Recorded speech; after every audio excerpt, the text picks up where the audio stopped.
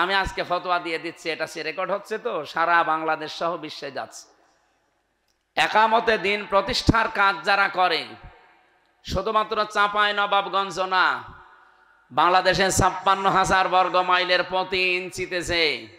আমি open challenge দিয়ে বলছি, আমি প্রত্যেকটি জায়গায় নাম ধরে কোরআনের পক্ষে যারা কোরআনের আন্দোলন করে, কোরআন কায়েমের জন্য যাদের আশা ভরসা, আমি নাম ধরে ভোট চাবো। আপনি আমারে নিষেধ করেন তো, আসেন। সেদিন সাতক্ষীরায় মনে হয় একজনকে বাধা দিয়েছিল। আমার সামনে শয়তান পড়ে না, আমার সামনে যদি এরকম কোনো বাধা এখন পড়ে না, একেবারে জায়গায় বিসমিল্লাহি ওয়া আলা মিল্লাতি রাসূলিল্লাহ বাদ দিয়ে মাটিতে দিয়ে দেব। কারণ ওর জন্য তো বিসমিল্লাহ পড়াও জায়েজ নেই, ও আলা মিল্লাতি রাসূলিল্লাহর ভেতরেও নেই। ওর জন্য আমি এটা পড়ে করবো কি? ওরা একেবারে সরাসরি সত্য কথা বলে দিয়ে দেব যে আল্লাহ তোমার নাম ছাড়া দিলাম, যা ভালো লাগে কর। সাতক্ষীরার সামনে দু একটা অনুষ্ঠান আছে, আশা করছি আমার সামনে শয়তান পড়বে না, কারণ আমার কপালে যা হওয়ার তো হয়েই গেছে। মায়ের আর কত খাবো, শরীরের কোনো জায়গা তার বাকি নেই। সুতরাং আমার ভয় কেটে গেছে, আমার সামনে কেউ পড়বেন না, পড়লে আপনারও ক্ষতি হবে আর আমার যা হয় হবে। এই জন্যে চাঁপাইনবাবগঞ্জের স্বামী স্ত্রীদেরকে আমরা জানাতে চাই, আপনারা মুখ বন্ধ করবেন। আপনি যেহেতু ফতোয়া বিভাগ নিয়ে পড়াশোনা করেননি, ফেকা নিয়ে পড়েননি, আপনি ফতোয়া দিতে যাবেন না। কার পক্ষে ভোট চাবো না চাবো এটা আপনার চাইতে আমি ভালো জানি। ভোট চাওয়ার কথা আপনি বলবেন কেন? আল্লাহ আমাকে ১৫০০ বছর আগে জানিয়েছে, ইন্নাল্লাহা ইয়া'মুরুকুম আন তুআদ্দুল আমানাতি ইলা আহলিহা। সূরা নেসার ৫৮ নম্বর আয়াত। এখানে আমানাত বহু বচন, তাফসিরে মারিফুল কোরআন খোলেন, এখানে প্রায় ৯টা পয়েন্ট লেখা আছে। আমানতের ভেতরে একটা শব্দ আছে ভয়কাট্য, ভোট। অবশ্যই আমি আল্লাহ তোমাদেরকে নির্দেশ করছি, তোমাদের যাবতীয় আমানত তার প্রাপকের কাছে পৌঁছিয়ে দিবা। এই এলাকায় যারা নির্বাচন করবেন, মাওলানা আবুল কালাম আজাদের বাইরে যদি কেউ থেকে থাকেন, ওনার চাইতে যোগ্যতা সম্পন্ন, ওখান থেকে রেজাল্ট মারে কে? ওরা ধরেন তো, ধরে এখানে আস্তে করে নিয়ে আসেন। এদিকে তাকিয়ে থাকেন ভাই, এটা একটু পিছিয়ে দিলে ভালো হয়। একটু পিছিয়ে দেন, একদম পিছিয়ে দেন, যতদূর যায়। ঠিক আছে। খুলনাবাসী শুধু এই কয়রা না, সারা বাংলাদেশের ৩০০ জায়গায় আমি এই আহ্বান জানাচ্ছি, যেখানে একামতে দিনের কর্মী নির্বাচন করার জন্য দাঁড়িয়েছে, সে দাঁড়াতে চায়নি। এদেশের মানুষ এবং তার দল তাকে দাঁড়ানোর জন্য আহ্বান জানিয়েছে। আপনি আবুল কালাম আজাদকে জিজ্ঞাসা করেন, যদি ইচ্ছা করে বলে যে আমি দাঁড়াবো, আমারে দেওয়া লাগবে, ওনারে ভোট দেওয়ার দরকার নেই। আমি যতটুকু জানি এই ৩০০ জায়গায় যারা দাঁড়াবে তারা একজনও রাজি না, জোর করে তাদেরকে দায়িত্ব দেওয়া হয়েছে। এইটাই ইসলাম শিক্ষা দেয়। অন্যান্য দলের ভেতরে আমরা দেখি না, দাঁড়ানো না, আরো দাঁড়ানোর জন্য মারামারি করে। এ দেশের অবস্থা যত খারাপ হোক, অন্তত একামতে দিন যারা পালন করে তাদের ভেতরে এখনো এই সুন্নাতটা জিন্দা আছে। যারা জোর করে দায়িত্ব চেয়ে নেয় না। নবীজি যদি বলতেন আমার ইন্তেকালের পরে আমার মেয়ে ফাতেমা বসবে চেয়ারে, কেউ নিষেধ করতো? বলেন না কেন? বলেছিলেন না? বলেন তো নি। আরো তিনি হাদিস বললেন, লা ইফলিহা কওমুন আল্লাহু আমরাহুম ইমরাতুন, বুখারী শরীফের হাদিস। নবীজি বললেন ওই জাতি কখনো সফল হতে পারে না যে জাতির নেতৃত্বে কোনো মহিলা বসে আছে। এই হাদিসটাকে ১০০ ভাগ সত্য না ৯৮ ভাগ? সুতরাং বাংলাদেশে হাদিসটা আমরা মানি না, এই জন্য আমরা সফল হতে পারছি না। আগামী থেকে এটা মানা যাবে না। আমরা জাতির নেতৃত্বে পাঠাতে চাই পুরুষ মানুষ।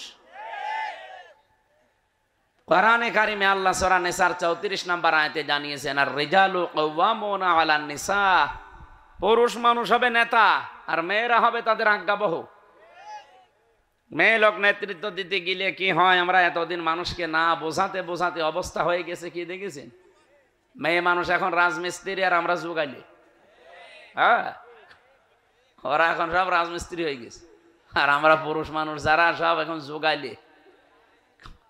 এই 54 বছরের ভেতরে দেশটা যারা চালিয়েছে মহিলারা বেশি না পুরুষ মানুষ বেশি? এই জন্য আমাদের কপালে এই নেই। আপনি আমেরিকার দিকে তাকান, 236 বছর চলছে এই যে মাতাল যেটা এসেছে এখন, এ মাতাল সহ ওরা জাতে মাতাল হলেও তাহলে ঠিক আছে, যে কমলা হ্যারিসের মতো এত বড় একটা শিক্ষিতা মেয়েকে তারা দায়িত্ব দেয়নি, ডোনাল্ড ট্রাম্পের মতো মাতালকে দিস। কথা বলেন না কেন? ওরা কোরআন হাদিস বিশ্বাস করে না, কিন্তু দেখেছেন কিভাবে মানতেছে। মানার কারণে আজ তারা কিন্তু উপরে আছে, অন্তত আমাদের উপরে আছে। আমরা যদি মেনে নিতে পারতাম ওদের মতো, আপনি 236 বছর ইতিহাস খুলে দেখেন, আমেরিকার কোনোদিন আজ পর্যন্ত কোনো মহিলাকে তারা নেতা বানায়নি। তারা জাতে মাতাল, তালে ঠিক, আর আমরা জাতেও মাতাল, তালেও মাতাল। আমরা কি আর জাতে তালে মাতাল সামনে থাকতে চাই?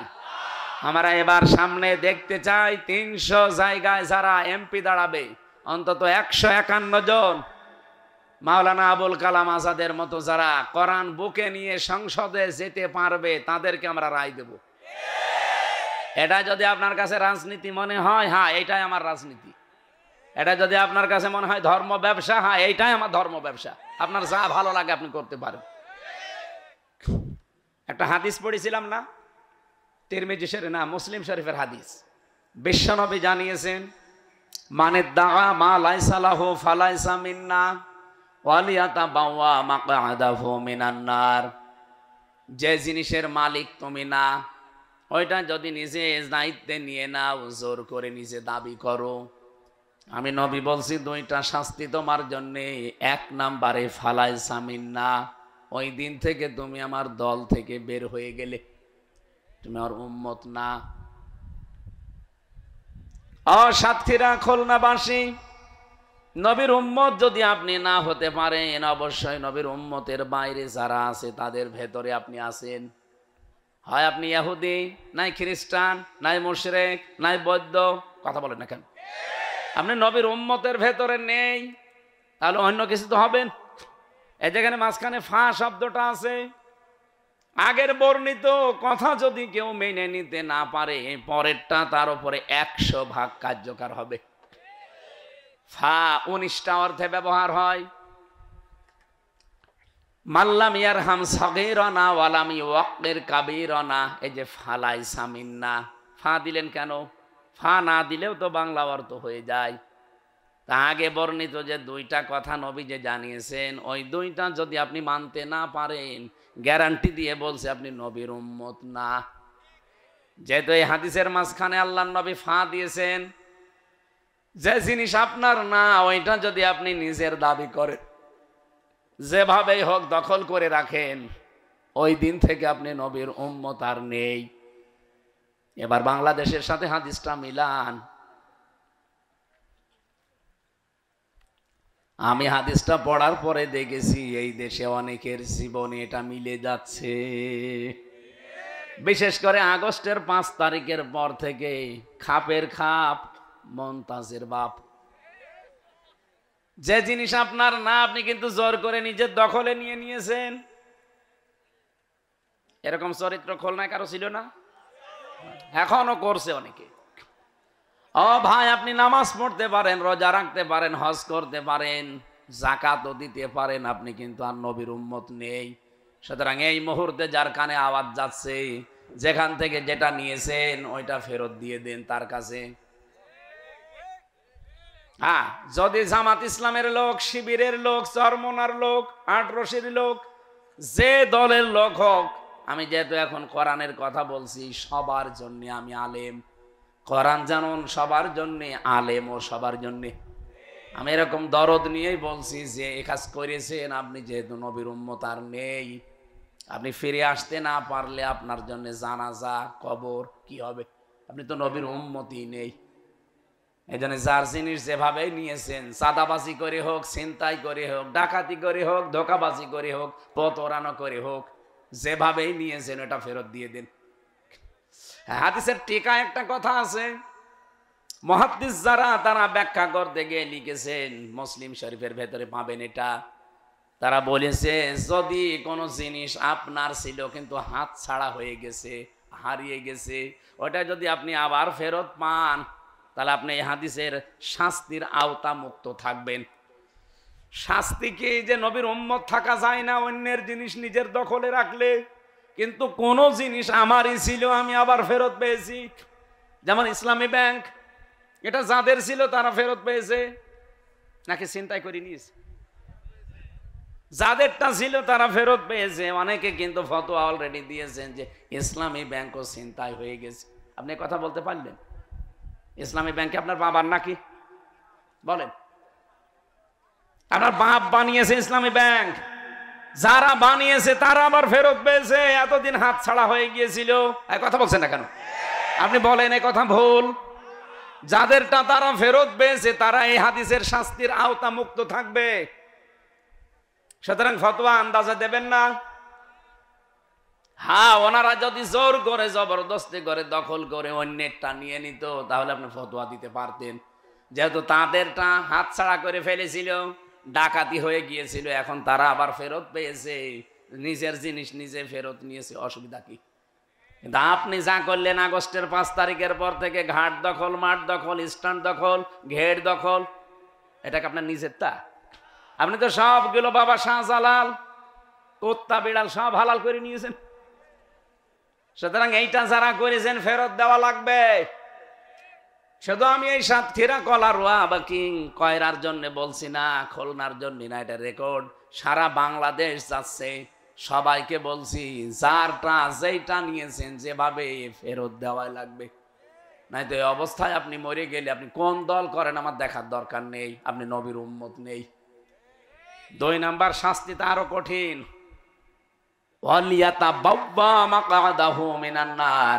সে যেন টিকিট কেটে জাহান্নামে একটা আসন বরাদ্দ করে নিল। আজ বাংলাদেশ সহ বিশ্বে বহু মানুষ এই কাজ করছে, আমরা দেখতে পাচ্ছি। এই যে ভারত, আমাদের বাপ দাদাদের দেওয়া মুসলিম ওয়াকফ করা যত সম্পদ, মাদ্রাসা, মসজিদ, খানকা, গোরস্থান, ঈদগাহ, এগুলোর জন্য দিয়েছিল। অথচ পৃথিবীর নিকৃষ্ট এই মানুষটা নরেন্দ্র মোদী এখন নিজে অবৈধ আইন বানিয়ে ওইগুলো সব গ্রাস করছে, দখলে নিয়ে নিচ্ছে। আজকেও 3টা মাদ্রাসায় তালা লাগিয়ে একেবারে সেলগালা করে দিয়েছে। এমনকি দারুল উলুম দেওবন্দ পর্যন্ত তারা 1 মাস সময় দিয়েছে, খালি করে দেওয়া লাগবে। পৃথিবীর মানুষরা এই মাতালটাকে থামান, নয়তো আগামীর পৃথিবী বসবাসের অযোগ্য হয়ে যাচ্ছে। খুব বেশি মানুষ পৃথিবীতে মাতাল নেই, মাত্র কয়েকটা আছে। মাতাল গুলোকে যদি থামাতে পারেন এই পৃথিবী আবার শান্ত হয়ে যাবে। কথা বলছেন? আপনি ইন্টারনেটে সার্চ দেন, এখন 6 জন মানুষের নাম পাবেন, তামাম দুনিয়া তাদেরকে ঘৃণা করে। 1 নম্বরে নাম পাবেন আপনি নেতানিয়াহু, এই ইহুদির বাচ্চা। 2 নম্বরে নাম পাবেন নরেন্দ্র মোদী। 3 নম্বরে নাম এসেছে যেটা পালিয়েছে ওইটার। আমি এটার নাম নিলে আমার কেমন যেন লাগে, এই জন্য আমি নাম নিতে চাই না সহজে। এরকম 6 জনের নাম আমি পেয়েছিলাম, তামাম দুনিয়া যাদেরকে ঘৃণা করে। আপনি তাদের জীবনী পড়ে দেখেন, প্রত্যেকেই দখলদার। কি করেছে 15 বছরে আপনি দেখেছেন? কত দখল ছিল তাদের জীবনে, এখন সব একটা একটা করে বের হচ্ছে। আমি যে আয়াত পড়ে আপনাদের সম্মান কামনা করলাম, রাফা'না লাকা যিকরাক, এর পরের আয়াতটা কি? ফাইন্না মা'আল উসরি ইসরা, ইন্না মা'আল উসরি ইসরা। রব্বুল আলামিন জানিয়েছেন দুনিয়াতে কেউ যদি একটা কষ্ট সহ্য করে, অবশ্যই তার এই কষ্টের সাথে আমি 10 থেকে 70টা শান্তি সুখ জড়িত করে রেখেছি। এ পর্যন্ত এখনো কিছুই বোঝেননি। এই যে উসরুন মানে কষ্ট, এর আগে আল্লাহ আলিফ লাম দিয়ে এটা মারেফা করে নির্দিষ্ট করে দিয়েছেন, এর আগে মা দিয়েছেন, এর আগে ইন্না দিয়েছেন। কিন্তু শেষের শব্দের দিকে তাকান, সেখানে আলিফ লাম নেই, ইসরা। এটা অনির্দিষ্ট না কেরা। তাফসিরে ফি জিলালিল কোরআন সাইয়্যিদ কুতুব রাহমাতুল্লাহ আলাইহি লিখেছেন, এই উসরুন ইসরা এই আয়াতের ব্যাখ্যা করতে গিয়ে যে কষ্টের সাথে সাথে আল্লাহ সুখের নাম দিলেন, কিন্তু কষ্টর বেলায় একটা, সুখের বেলায় অনির্দিষ্ট কেন? কষ্ট পেলে আপনি সুখ পাবেন বিষয়টা এমন না। দুনিয়াতে যদি কেউ 3টা কারণে কষ্ট পায়, ওই 3টা কারণে একটা কষ্ট পেলে কমপক্ষে 10 থেকে 70টা সুখ আপনাকে আল্লাহ ভোগ করাবে। উনি দলিল দিয়েছেন, মান জাবিল হাসানাতি ফালাহু আশরু আমসালিহা ইলা আখিরি আয়া। দুনিয়ায় কোনো মানুষ যদি একটা ভালো কাজ করে, নেকির কাজ, কমপক্ষে ওটা বৃদ্ধি করে দেয় আল্লাহ কমপক্ষে 10 গুণ। কত? ঊর্ধ্বে 70 গুণ, এর ঊর্ধ্বে 700 গুণ। আমরা মাঝখানেরটা ধরলাম। এবার আমার প্রশ্ন, আপনি কষ্ট পেলেই শান্তি পাবেন বিষয়টা এমন না। কয়টা কারণে কষ্ট পাওয়া লাগবে? 3টা। বলেন বলেন, আরো জোরে বলেন। আরে ভাই, হাসিনাও তো কষ্ট পেয়েছিল, কিন্তু এই 3 কারণের বাইরে কষ্ট পায়নি। স্যার কি কষ্ট পেয়েছে, যাওয়ার দিন কাঁদছিল, আমি দেখে আমারই কেমন লাগছিল। জীবনে আমি মনে হয় এই প্রথম দিন ওনার কান্না দেখলাম। আমি এর আগে দেখেছি কান্নার ভান করিয়েছে, কিন্তু কাঁদে নাই। এ বুড়ি মহিলা জীবনে কাঁদে নাই, শুধু ওই দিন কাঁদলো। স্বামী মরে যাওয়ার পর ওর চোখে পানি দেখি নাই, কিন্তু এই দিন যাওয়ার সময় কি কান্না, মনে হচ্ছে স্বামী বাবা আমার সবই মরে গেছে। যদিও মরে গেছে, কিন্তু উনি যে কেঁদেছে 3 কারণের একটা কারণে আমি পাইনি। 1 নম্বরে আপনি যদি কষ্ট পেয়ে থাকেন আল্লাহর জন্যে, 2 নম্বরে যদি কষ্ট পেয়ে থাকেন রাসূলুল্লাহর জন্যে, 3 নম্বরে যদি আপনি কষ্ট পেয়ে থাকেন মানবতার জন্যে। আমি তাফসিরে ফি জিলালিল কোরআনের টিকা থেকে বলছি, সাইয়্যিদ কুতুব এভাবে ব্যাখ্যা দিয়েছেন। এবার বলেন, উনি যে কষ্ট পেয়েছে 3 কারণের একটাও আছে? তাহলে কষ্ট পেলে আপনি সুখ পাবেন তা না। অনেক মানুষ দেখি পরকীয়া প্রেম করে যদি ব্যর্থ হয়, কি কন্দন, কষ্ট পেয়েই তো কাঁদে। এই কষ্টের পরে সুখ পাবে না। আপনি যদি কষ্ট সত্যিই পেয়ে থাকেন আল্লাহর জন্যে, রাসূলুল্লাহর জন্যে, মানবতার জন্যে, এই 15.5 বছরে যারা এই 3টা কারণে একটা কষ্ট পেয়েছেন, আপনি লিখে নিতে পারেন, কমপক্ষে দুনিয়া আখেরাত মিলে 10 থেকে 70টা শান্তি আল্লাহ আপনাকে দান করবে। এবার আসেন অনারটাই, যেহেতু আয়াতটা আল্লাহ রিপিট করেছেন, পরে আবার এইটাই আছে, খালি ফা নেই। ইন্না মা'আল উসরি ইসরা। এই পৃথিবীতে কোনো মানুষ যদি একটা কষ্ট সহ্য করে, সুখ যেমন 70টা, একটা শান্তি যদি ভোগ করে, কষ্ট পাওয়া লাগবে তাকে 70টা। হ্যাঁ, প্রশ্ন আসতে পারে যে শান্তি পেলেই কষ্ট না। এই ছেলে পেছনে কথা বলে কে?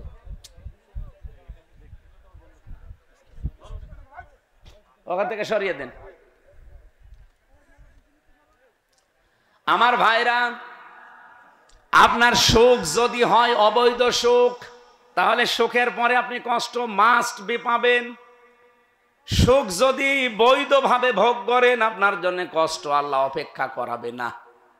আমি আবার বলছি, এই যে মান জাবিল হাসানাতি ফালাহু আশরু আমসালিহার পরে আছে অমান জাবিস সাইয়্যাতি ফালা ইউজজা ইল্লা মিসলাহা ওয়াহুম লা ইউযলামুন। সূরা আনআম 160 নম্বর আয়াতে আছে, রব্বুল আলামিন একেবারে বিস্তারিত ব্যাখ্যা দিয়েছেন। ভালোটা করলে 10 গুণ, কিন্তু মন্দটা করলে আর 10 গুণ দেয়নি। আমি তাফসীর থেকে কোট করলাম, এটা ফি জিলালিল কোরআন। আবার বলছি, সুখটা যদি হয় আপনার অবৈধ সুখ, একটা অবৈধ সুখ যদি দুনিয়ায় কেউ ভোগ করে, কমপক্ষে তাকে দুনিয়া আখিরাত মিলে 70টা অশান্তি আল্লাহ দান করবে।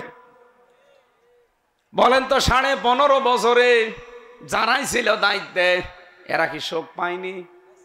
কথা বলে না কেন? এই সুখটা কি বৈধ সুখ? না অবৈধ? আপনি পাগলকে জিজ্ঞাসা করেন, সেও বলবে অবৈধ সুখ। কারণ পাগলও বলবে আমি ভোট দিতে পারিনি। পাগলে কি বলবে? আমি নিজেই তো বলবো, কারণ আমার এখন 33 বছর বয়স, 92 সালে আমার জন্ম। 18 বছর থেকে ভোট দেওয়া আরম্ভ করলে আমি 3 বার ভোট দিতে পারতাম, একবারও পারি নাই। তার মানে যারা ছিলে 15 বছর পুরাটা বৈধ না অবৈধ? আর আমার ভোট নিয়ে তো আপনি বৈধ হবেন? আমি তো দিতেই পারিনি। একবার নয়, জেলে ছিলাম, মাফ করে দিলাম, বাকি 2 বার। একবারও যখন পারি নাই, আপনারা 3 বারই অবৈধ ছিলেন। কথা বলেন না কেন? এই অবৈধ ছিলেন, আপনি কি সুখ পাননি? কত সুখ পেয়েছেন আপনি নিজে এবার বলেন। আমার 3টা বছর ফাঁসির কন্ডেম সেলের ভেতরে, এমনকি প্রথম 10 দিন আপনি আয়না ঘরও আমাকে রেখেছেন। কবর সেলের ভেতরে রেখে দিয়েছে। কবর সেল বোঝেন? ফাঁসির জেলের ভেতরে আর একটা জেল আছে, তার নাম সেল। ওর ভেতরে আর একটা সেল আছে, তার নাম কন্ডেম সেল। এর ভেতরে আর একটা সেল আছে, ওইটার নাম কবর সেল। আমার আর মাওলানা মামুনুল হক এভাবে আলাদা জায়গায় দিত, বলতো এই 2টারে সিসি ক্যামেরা দিয়ে রাখো, এদের সাথে কেউ যেন কথা না বলে। 3 বছর আমি বাইরে কি অবস্থা, কে বেঁচে আছে মরে গেছে কিচ্ছু জানি না, একটা আলাদা জগতে ছিলাম। আমার সামনে কত মানুষ মরে মরে বের হয়ে চলে গেছে মৃত্যুবরণ করে। আমি শুধু কোরআনটা ছিল, এই জন্য আল্লাহ বাঁচিয়ে রেখেছে। পড়ার কিছু তো নেই। 3 বছরের ভেতরে আমার ওরা অন্য কিছু পড়তেও দেয়নি।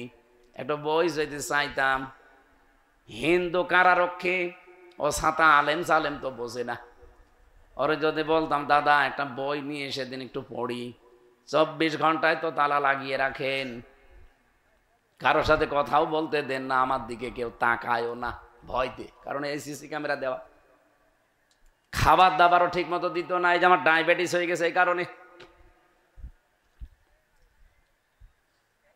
একদিন এক কারারক্ষী পেলাম, দেবদুলাল, ওরে দাদা উনি বই নিয়ে এসেছে, বঙ্গবন্ধুর আত্মজীবনী। ছাতা নিয়ে এটা পড়ে করবো কি? না, এটা পড়েন, এর ভেতরে জ্ঞান আছে। ওই পড়লাম ছেলেবেলায় উনি কি করেছে ওইসব।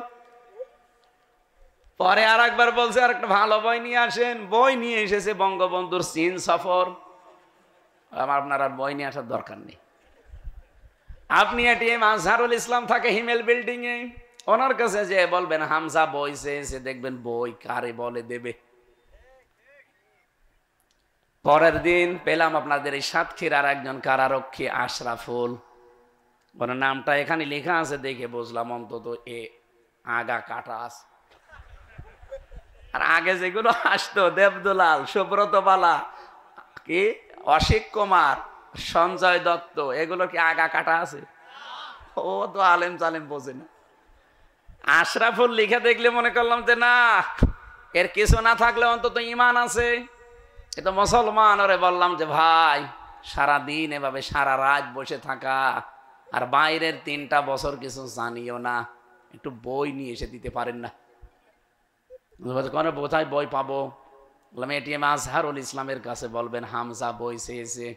আল্লাহর ইশারা আল্লাহ পাক 2টা বই তার মাধ্যমে আমারে তাফসির পাঠিয়েছে, ফি জিলালিল কোরআন আর তাফহিমুল কোরআন। এই পৃথিবীতে 42টার উপরে এখন তাফসির পাওয়া যাচ্ছে।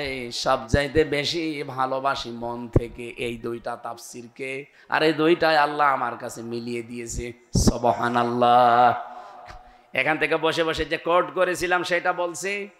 ওই সময় আশার সঞ্চার হতো আমার, যে দুনিয়াতে কেউ যদি একটা সুখ ভোগ করে অবৈধভাবে, একটা সুখের জন্য তাকে মাস্ট বি কষ্ট ভোগ করাবে আল্লাহ কয়টা? 70টা। বলেন বলেন। 15.5 বছরে হাসিনা সহ 1628 জন মানুষ দায়িত্বে ছিল, প্রত্যেকটাই জালেম আর জালেমদের দোসর। এই কথা বলেন না কেন? আমরা চাই আলেমদের সাথে, একামতে দিনের কর্মী এবং নেতাদের সাথে যে ব্যবহারে 15.5 বছরে, শুধু হাসিনা না, এই দোসরগুলো যেভাবে করেছে, কাউন্টার টেররিজমে যারা দায়িত্বে ছিল আমি নিজে দেখেছি। আমার যখন মাজার ভেতরে দড়ি লাগিয়ে চোখে কালো পট্টি দিয়ে 11 ঘন্টা টাঙিয়েছে, আমার দোষ কি? কোনো দোষ নেই। আমারে তুই তো কারি করে গালি দিত বাবা মা তুলে, আর আমারে গালি দিলে আগে গালি দিত সাইদি সাহেবকে। দেলাওয়ার ভাইয়ের নাম বলতো মাঝে মাঝে, ঠাকুরগাঁওয়ে যে শিবিরের সভাপতি ছিল। আচ্ছা, দেলাওয়ারকে আমরা পিটিয়েছি, ফুটবলের মতো লাথিয়েছি। আমার একটা চেয়ারে নিয়ে গিয়েছিল, কিন্তু চেয়ারে আমারে বসায়নি, এভাবে হাত দুইটা আটকিয়ে দেয়, পার সাথে ক্লিপ লাগিয়ে দেয়, এই গলার সাথে একটা ক্লিপ আটকিয়ে দেয়, একটা সুইচে টিপ দিলে 1 মিনিটে 120 বার ঘোরে। আমার আগে ছাত্র দলের এক ভাইকে নিয়ে গেল, দেখলাম আসার পরে কি চিৎকার করে বাবা তুলে কাঁদছিল, মা তুলে কাঁদছিল। কি হয়েছে দেখে ওর হাতের নখগুলো সব তুলে নিয়েছে। আমার কাছেও রিমান্ডে নিয়ে এসেছিল ওই মেশিনটা, বলছে হুজুর এই যে এইটা দিয়ে আমরা নখ তুলি, এমন সিস্টেম করা, শুধু হাতের কাছে আর পায়ের কাছে লাগিয়ে দেয়, একটা টিপ দেবে, একবারে নখ সব খুলে চলে আসবে। নখ খুলে আসলে ছেড়ে দিলে তো হয়, ওর ভেতরে পাতলা মিহি ওই যে মোল্লা সল্ট যে লবণ আছে, ওই লবণ ছিটিয়ে দেয়। আপনি ভাবতে পারেন কি আচরণ করেছে তারা। আর তাদেরকে কঠে তোলা হচ্ছে এখন জামায় আদরে। আমরা চাই হাসিনা সহ যতগুলো মানুষ জালেমদের দোষর ছিল, একটাকেও যেন ছাড় দেওয়া না হয়। এগুলো ছাড় দিলে আগামীতে যারা চেয়ারে বসবে তারা এর চাইতেও বড় স্বৈরাচার হবে। এদের আচরণ এমন কঠিন করা দরকার, শিক্ষা হয়ে থাকবে, ইতিহাস হয়ে থাকবে, কিয়ামত পর্যন্ত বাংলাদেশে কেউ আয়না ঘর বানানোর সাহস পাবে না। মুফতি ফখরুল ভাই আমারে বলছিল, হামজা ভাই আপনার সাথে কি আচরণ করেছে আমি জানি না, আমার এই যে পায়ের ভেতর দিয়ে এভাবে হাত দিয়েছে, সামনে লোহার যে ব্যারিকেড দেওয়া আছে ওর সাথে হ্যান্ডকাপ দিয়ে আটকিয়ে দিয়েছে, 24 ঘন্টা এভাবে বসা, 1.5-2 মিনিট সময় দিত টয়লেট করার জন্য, তাও 24 ঘন্টায় একবার। সকালে কয়টা পচা ছোলা দিয়ে যেত, পারলে খান, না পারলে ফেলে দেন। আর ফেলবেন কোথায়, অত পছন্দ ধরবে, বাধ্য হয়ে খাওয়া লাগতো। আমার 10 দিন রিমান্ডে আমার মনে হয় 10 বছর জীবন থেকে চলে গেছে। এত কড়াকড়ি করতো তারা, এই যে বসতে পারি না তো এই কারণে। সকালবেলা তো খাবার এতটুকু, দুপুর বেলা 1 মুঠ ভাত দিত, তাও মনে হচ্ছে কেউ মাখিয়ে দিয়েছে।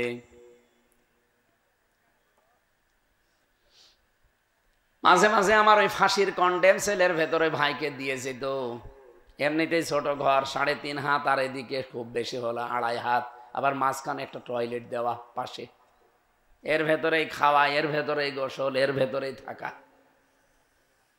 আবার পায়খানা দেওয়া, টয়লেট দেওয়া আছে, কিন্তু উপরে কোনো নেই, দেওয়াল দেওয়া নেই, হাফ দেওয়াল দেওয়া, দাঁড়ালে দেখতে পাবেন, বসলে দেখা যায় না, এইরকম পজিশন। হাত পা ছেড়ে দিয়ে একেবারে ষাটপাট হয়ে দেখেছি পড়ে আছে। আরে ভাই আপনি যদি এভাবে থাকেন তা আমি বসবো কোথায়, এতটুকু ঘরের ভেতরে আমরা 2 জন। আমারে বলছে, হামজা মানুষ যে শুয়ে থাকে এটা যে কত বড় নিয়ামত আমি টের পেয়েছি। 3টা বছর আমারে ওরা এইভাবে বসিয়ে রেখেছিল,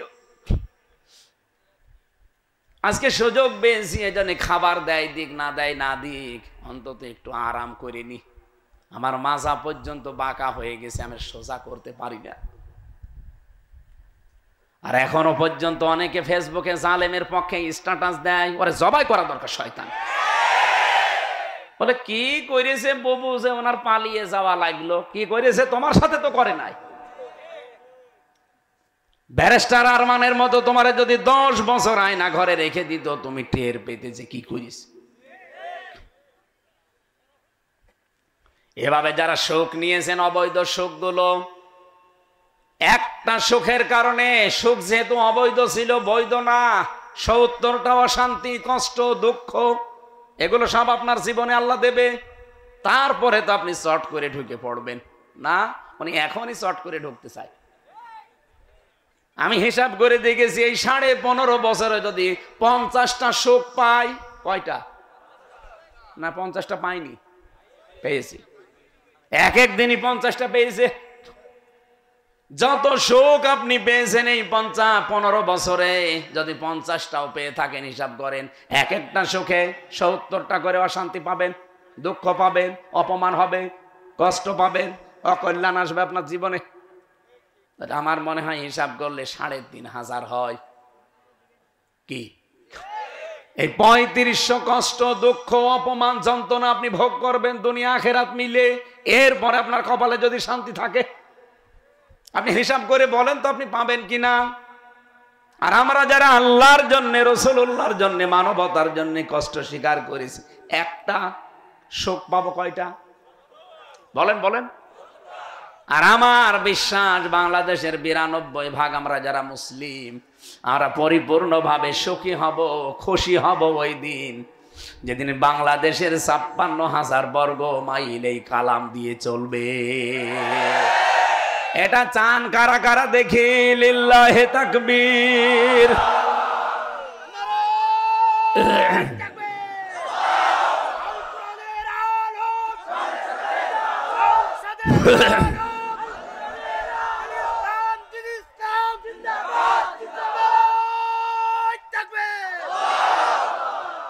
কয়রাবাসী, সব সময় সুযোগ আসে না।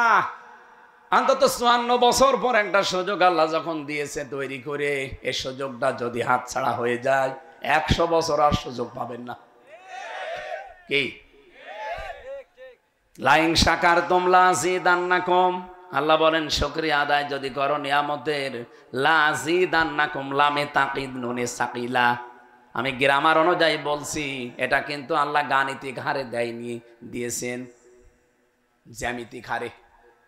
আপনি যদি 2 করেন 4 পাবেন, 4 করলে 8 পাবেন, 8 করলে 16 পাবেন, 16 করলে 32 পাবেন। আমি হিসাব করে দেখেছি এটা বিশাল নিয়ামত। এই নিয়ামতের শুকরিয়া আদায় যদি আমরা না করি, এতদিন করেছিলাম না, ওরা একবারে কাটিয়েছে জালেমরা 16 বছর। কথা বলেন না কেন? এবার যদি না করতে পারেন শুকরিয়া আদায়, আল্লাহর কসম আপনি 32 বছর পিছিয়ে যাবেন কমপক্ষে, এই আয়াত অনুযায়ী। এজন্য আহ্বান জানাচ্ছি, 300 এমপি সামনে আসবে। আপনি রাজনীতির গন্ধ খুঁজবেন না। আমি বলেছি না, রাজনীতি যদি মনে হয় হ্যাঁ এটা আমার রাজনীতি, 300 এমপি সামনে আসবে। আমরা চাই আবুল কালাম আজাদের মতো 151 জন এবার আমরা সংসদে পাঠাতে চাই, কোরআন বুকে নিয়ে। আর এমনও মানুষ দাঁড়াবে এলাকায়, কোরআন বুকে নিয়ে না, হাতে নেওয়ার যোগ্যতাও তাদের নেই। এই কথা বলেন।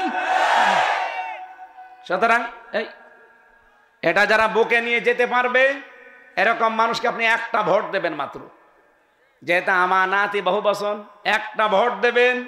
উনি সংসদের প্রথম অধিবেশনে যে মাননীয় স্পিকার আমরা নামাজের বিল চাই, কথা বলতে বাধ্য। কারণ এই নির্দেশই কোরআন ওনারে দিয়েছে, আল্লাযীনা ইম্মাক্কান্নাহুম ফিল আরদি আকামুস সালাহ। নাকি এই নির্দেশ নেই? হ্যাঁ, 4টা জনে আলোচনা অলরেডি করে দিয়েছে। উনি সংসদে যাওয়ার প্রথম অধিবেশনে এই বিল আনবেই। আর আমরা যারা 151 জনকে পাঠাবো এইটাই বলবে, কারণ এইটাই কোরআনের নির্দেশ। সূরা হজের 40-41 নম্বর আয়াত। মাননীয় স্পিকার যদি বলে ঠিক আছে হাত তোলেন, ওনারা যদি 151 জন হাত তুলতে পারে, ওই দিন বিলটা কায়েম হয়ে যাবে। পরের দিন এই দেশের 18 কোটি মানুষ নামাজ পড়তে বাধ্য। আপনি ভোট দিয়েছিলেন আজাদ ভাইকে, একটা 18 কোটি মানুষ নামাজ পড়লে প্রতিদিন যে সওয়াব হয়, ওই সওয়াব প্রতিদিন আপনি পেতে থাকবেন। এ ফতোয়া যদি ভুল হয়, সূরা নিসা 5 নম্বর পারা 10 নম্বর পৃষ্ঠার 12 নম্বর লাইনের 85 নম্বর আয়াত পড়ে দেখেন তাফসীর সহ। মাইয়াশফা শাফাআতান হাসানাতান ইয়াকুল্লাহু নাসীবুম মিনহা ওয়া মাইয়াশফা শাফাআতান সাজ্জিয়াতান ইয়াকুল্লাহু কিফলুম মিনহা ওয়া কানা আল্লাহু আলা কুল্লি শাইইন মুকিতা। বলেন আল্লাহু আকবার। কোন মানুষ যদি একটা ভালো কাজ করে, কেউ যদি সুপারিশ করে, ভোট দেয়, রায় দেয়, সমর্থন জানায়, 33টা অর্থ আছে এই শব্দের।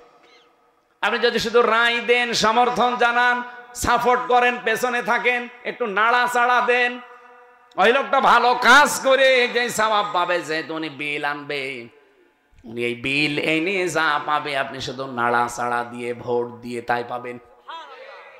আল্লামা দেলাওয়ার হোসাইন সাইদি রহমতুল্লাহ আলাইহি সংসদে যেইবার তিনি প্রথম যান, সেবারে গিয়ে দেখেছিলেন যে সংসদে একটা শিরিক চলছে। সবাই প্রবেশ করার সময় মাথা এভাবে ঝুঁকিয়ে যায়। মানুষের সামনে মানুষ মাথা ঝোঁকাতে পারে না, কারণে মাথা ঝুঁকবে কার সামনে? উনি ওই দিন বিল উত্থাপন করলেন যে না, এটা মুসলমানের দেশে চলতে পারে না, মাননীয় স্পিকার, এটা শিরিক, এটা আমরা পাল্টাতে চাই। ওই বিলটা যখন উত্থাপন করার পরে জয়যুক্ত হয়ে গেছে, ওই দিন থেকে আজ পর্যন্ত আর কেউ এই শিরিক সংসদে করে না। এটা শুধু পিরোজপুরের, জিয়ানগরের আর সদরের মানুষেরাই সওয়াব পাচ্ছে না, সারা বাংলাদেশের 18 কোটি মানুষ সওয়াব পাচ্ছে, কিয়ামত পর্যন্ত পেতে থাকবে। আবুল কালাম আজাদ সাহেবের আমি আত্মীয় না, আল্লাহর কসম, ওনার সাথে জীবনে আমার এই প্রথম দেখা। ওনার সাথে রক্তের সম্পর্ক নেই, আত্মীয়তার সম্পর্কও নেই, সম্পর্ক আছে শুধুমাত্র কোরআনের। উনি যদি কোরআন বাদ দিয়ে বাবার আইন, বাবার স্বামীর আইন আন্দোলন করতো, জীবনও ওনার পক্ষে আমি একটা কথা বলতাম না। আপনিও কোরআনের পক্ষে আজকে আসেন, আমি কালকে আপনার নাম ধরে ভোট চাবো। উনি যেহেতু কোরআনের আইন প্রতিষ্ঠা করার একজন কর্মী, এই জন্য আমি নিজেই ওনার কর্মী হয়ে গেছি। আমি জানি ওনাকে সুপারিশ করলে, উনি কাজ করলে যে সওয়াব পাবে, আমি শুধু সুপারিশ করে ভোট দিয়েই সেই সওয়াব পেয়ে যাব। এই বিশ্বাস কোরআনের উপরে আমার আছে, আপনার নেই? এই কথা বলেন না কেন? সুতরাং এই সুযোগটা কিন্তু সামনে কাজে লাগাতে হবে আমাদের। এরপরে যদি আপনি ফেল করেন তাহলে 32 বছর পিছিয়ে যাবেন, তারপরও আসবে কিনা আল্লাহ জানে। আল্লাহ আমাদেরকে যেন এই নিয়ামতের শুকরিয়া আদায় করার তৌফিক দেন, বলেন আমিন। আমি এই লাযিদান্নাকুমের ভেতরে 3টা জিনিস পেয়েছিলাম। কোন মানুষ যদি নিয়ামতের শুকরিয়া আদায় করতে চায়, তাকে 3টা শর্ত মানা লাগবে। 1 নম্বরে তারে মুখে স্বীকার করা লাগবে, হ্যাঁ এটা নিয়ামত। কি? আপনাকে যে আল্লাহ লাযিদান্নাকুম বাড়িয়ে দেবে, ওটা জ্যামিতিক হারে কি কি করতে বাড়াবে? 3টা শর্ত মানলে বাড়াবে। 1 নম্বরে এই মুখে স্বীকার করা লাগবে এটা নিয়ামত। নিয়ামতকে নিয়ামত মনে করা, এটা মুখে বলা যে হ্যাঁ এটা নিয়ামত। মদিনার লোকেরা বলেছিল যে মুহাম্মাদুর রাসূলুল্লাহ আমাদের নিয়ামত, এজন্য কিয়ামত পর্যন্ত আল্লাহ তাকে মদিনায় রেখেছেন। মক্কার লোকেরা স্বীকার করে নাই, এজন্য জন্ম মক্কায়, কিন্তু রাসূলকে আল্লাহ মক্কায় রেখেছেন। কথা বলেন না কেন? হজে যারা যায়, আপনি জিজ্ঞাসা করে দেখেন, যারা হাজি আছে, মদিনায় না গেলে আপনার হজ হবে না, এমন কোনো কথা কোরআন হাদিসে নেই। কারণ হজের যত কাজ সব মক্কায়, মদিনা যাওয়ারই লাগবে না, তা আপনার হজ হয়ে যাবে। তো পৃথিবীর লক্ষ লক্ষ মানুষেরা দেখি মক্কার কাজগুলো শেষ করতে দেরি, তাড়াতাড়ি করে মদিনার দিকে যায়। প্রাণের চাইতে প্রিয় একজন মানুষ ওখানে শুয়ে আছে, কেন আল্লাহ তাকে পাঠালেন যেখানে সেখানে রাখলেন না? 650 কিলোমিটার দূরে রেখে দিয়েছেন। মদিনাতে যারা বলেছিল যে হ্যাঁ মোহাম্মদ নিয়ামত, আজ খুলনা বিভাগের ভেতরে এত বড় একটা মাদ্রাসা, খুলনার বুকে দারুল কোরআন সিদ্দিকিয়া কামিল মাদ্রাসা প্রতিষ্ঠা করে গেল শহীদ আল্লামা সাইদি। কিন্তু শয়তানদের কারণে আল্লাহর এই নিয়ামতকে আমরা খুলনা বিভাগে রাখতে পারি নাই, ওনারে পিরোজপুরে রাখা হয়েছে, বরিশাল বিভাগে। এই কথা বলছেন কি? হয়তো এখানে রাখলে আপনি চেনেন তারে? এই বাংলাদেশ থেকে মাত্র 2 জন কাবা শরীফের ভেতরে ঢুকে নামাজ পড়তে পেরেছে, তার 1 নম্বরে আল্লামা সাইদি। আপনি কাবা শরীফের ভেতরে না কাছেও যেতে পারবেন কিনা আল্লাহ ভালো জানে।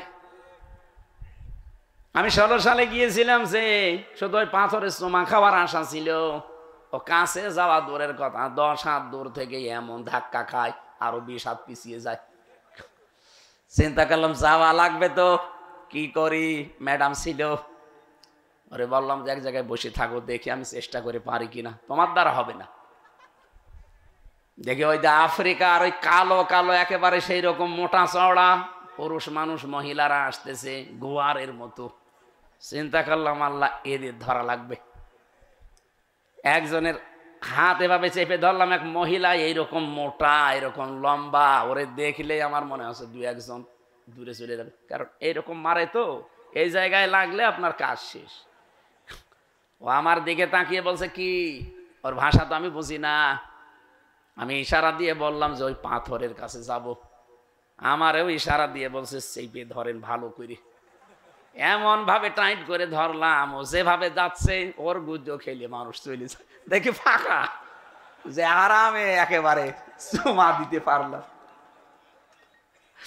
আপনি কাছেও যেতে পারবেন না, অথচ আল্লামা সাইদি কাবা শরীফের ভেতরে যে নামাজ পড়েছে, সুবহানাল্লাহ বলতে পারেন না? আল্লাহর এই নিয়ামতকে বুঝলো না জাতি। খুলনার মানুষেরা যারা মিছিল করেছিলেন যে কবর দিতে দেব না, কোথায় আপনারা? আজ আপনাদের বাড়ি ঘরে আল্লাহ শ্মশান বানিয়ে দিয়েছে।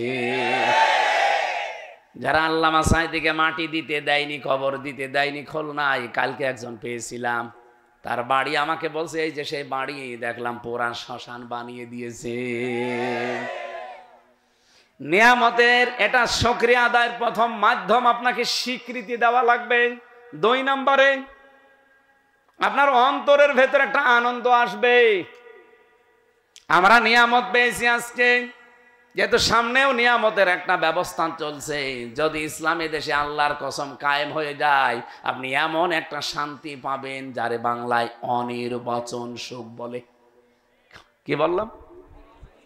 এটা কিনতে পাবেন না, এটা আল্লাহর পক্ষ থেকে আছে অনির্বচন সুখ। 3 নম্বরে আল্লাহর বিধি বিধানগুলো মেনে চলার নাম হচ্ছে শুকরিয়া আদায়। বাংলাদেশে এখন ওই পরিবেশ হয়নি যেখানে আল্লাহর পুরা বিধান মানা যায়, আছে? এখনো অফিস আদালত এমন জায়গা আছে যেখানে আপনি চেষ্টা করলেও আল্লাহর বিধান মানতে পারবেন না। এরকম জায়গা দেশে নেই? এই জায়গাগুলোতে আল্লাহর বিধান কোরআনে আল্লাহ 500টা দিয়েছেন। এই 500 বিধান কায়েম করার মাধ্যমে, কার্যকর করার মাধ্যমে আমরা মানতে চাই। তাহলে 3টা শর্ত মেনে নিলে লাযিদান্নাকুম, আল্লাহ পাক বলেন এই নিয়ামত তোদের জীবনে আমি আবার ফিরিয়ে দেব।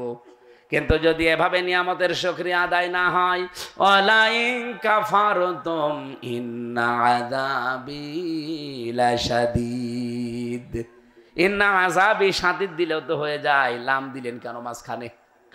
আপনি যদি নিয়ামতের শুকরিয়া আদায় এইভাবে না করেন, আল্লাহর কসম আল্লাহ বলেন আযাবের ভেতরে তোরে ফেলে দেব। শুধু ফেলে দেব বললেই তো হয়তো লাযিদান্নাকুম ওয়ালাইন কাফারতুম ইন্না আযাবি লাশাদীদ দিয়েছেন।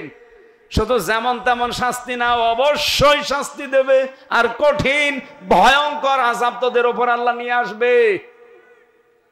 ওই আযাব যেন আর না আসে, এই জন্য এখন থেকে আমাদের সতর্ক হওয়া লাগবে। কোরআনে কারীম থেকে একটা আয়াতের মাত্র 4 ভাগ 1 ভাগ পড়েছি। আমার মাথার ভেতরে আয়াত সম্পর্কে যত কথা আল্লাহ দিয়েছে, আমি শুধু আজকের এক রাত না, আমার সারা জীবনও যদি আয়াত নিয়ে কথা বলি তাও কথা শেষ হবে না, এত কথা আছে। তাফসিরুল কোরআন মাহফিল লিখেছেন, আমরা তাফসির আকারেই কথা বলবো ইনশাআল্লাহ। উসুলে তাফসিরের নীতি আছে, মূল নীতি 15টা।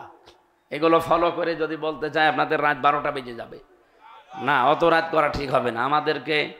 আমাদের দায়িত্বশীল মাওলানা রফিকুল ইসলাম খান, ওনার সাথে আমি 3 বছর ছিলাম জেলে। ভাই আমাকে মাঝে মাঝে বলতেন, হামজা যেখানে কথা বলবা সাইদি সাহেবের ওই স্টাইলে, সর্বোচ্চ রাত 10:30টায় মাহফিল, 11টায় শেষ হয়ে যায়। আপনার সাইদি সাহেবের মাহফিল এভাবে চলতো না? আর আমরা এমন বক্তা যে রাত 12টায় আপনারা বক্তায় তোলেন। বিশেষ করে এই খুলনা, সাতক্ষীরা, এই 2 জেলায় ঝামেলা বেশি। আগামীতে কোনো জায়গায় নিয়ে আসলে এসার পরে সাইদি সাহেবের মতো তুলে দেবেন, যেন 10টায় মাহফিল শেষ হয়ে যায়, তাহলে সবার ভালো হবে ভাই। যেহেতু এতগুলো নিয়ম নীতি 15টা একটা একটা করে বলতে গেলে অনেক সময় ব্যাপার। ফি জিলালিল কোরআনে আর ওই যে তাফসিরে বাইজাবিতে আপনি প্রথমেই দেখবেন এই 15টা মূল নীতি লেখা আছে, বাংলায় পাওয়া যায়, পড়ে নেবেন। আমরা একবারে সরাসরি আয়াতের ভেতরে প্রবেশ করছি, শুদ্ধ তেলাওয়াত যেহেতু করেছি, 2 নম্বরটায় যাচ্ছে। আল্লাহ রাব্বুল আলামিন বলেন, অবশ্যই আমি আল্লাহ নিজে ক্রয় করে নিয়েছি পৃথিবীতে যারা মুমিন তাদের কাছ থেকে তাদের জান আর তাদের মাল বিনিময় হিসাবে তাদেরকে আমি আল্লাহ জান্নাত দিয়ে দিয়েছি। এটা বাংলা অর্থ ছিল। এবার আসেন তো তাফসিরে প্রবেশ করি। আমার অধিকাংশ তাফসির গুলো হয় ফি জিলালিল কোরআন, নাই তাফহিমুল কোরআন, নাই ইবনে কাসিরে পাবেন, এগুলো থেকেই বেশি কোট করা। আল্লাহ পাক এখানে নিজে ক্রেতা আর বিক্রেতা হিসাবে দুনিয়ার সবাইকে আল্লাহ বেছে নেয়নি। আল্লাহ শুধুমাত্র কিনতে চায় মুমিনদের কাছ থেকে। আল্লাহ রাব্বুল আলামিন এই পৃথিবীতে যে আমরা বেচা কিনার নিয়ম জানি, কোন জিনিস যদি বেচা কিনা করতে চায়, চারটা জিনিস আপনি দেখবেন লাগে। একজন ক্রেতা লাগে, একজন বিক্রেতা লাগে, একটা জিনিস লাগে, তার একটা মূল্য লাগে। কথা বলছেন না কেন? এখানে সরাসরি ক্রেতাকে, আরো জোরে বলেন, বিক্রেতা। আমরা বলল কে? আমরা না, আমাদের ভেতরে বহু মানুষ আছে ভেজাল। আল্লাহ শুধুমাত্র কিনতে চাই মিনাল মুমিনিনা, মুমিনদের কাছ থেকে। আল্লাহ যদি বলতেন ইন্নাল্লাহ হাশতারা মিনাল মুনাফিকিনা, আমি মুনাফিকদের কাছে কিনতে চাই, তাহলে কোনো কথা আমি আয়াত নিয়ে বলতাম না। আল্লাহ যেহেতু শুধুমাত্র কিনতে চাই মুমিনদের কাছ থেকে, যদি মুনাফিক কাফের মুশরিকদের কাছে আল্লাহ কিনতে চাইতো, তাহলে কারুনের সম্পদ আল্লাহ সব কিনে নিত। কথা বলছে না কেন? এই জন্য আপনাকে মুমিন হওয়া লাগবে আগে। আজ বাংলাদেশে বহু মানুষ মুমিন না হয়ে জান্নাত পাওয়ার আশায়, পরকালের কথা চিন্তা করে তারা কিন্তু অনেক কিছু আল্লাহর কাছে দিয়ে দিচ্ছে, অথচ মুমিন ছাড়া আল্লাহ কারোটা কিনে না। এই যে মাদ্রাসার টাইলস লাগিয়ে দিয়েছে, অথচ লোকটা সারা জীবন ঘুষ খাওয়া টাকা, সুদ খাওয়া টাকা। এলাকায় আছে কিনা আমি জানি না, টাকা ছেড়ে রাখে 1000, মাসে মাসে 1000 টাকা দিলে 100 টাকা বেশি দেয়। এটা যারা করছেন তারা মায়ের সাথে জেনা করছেন।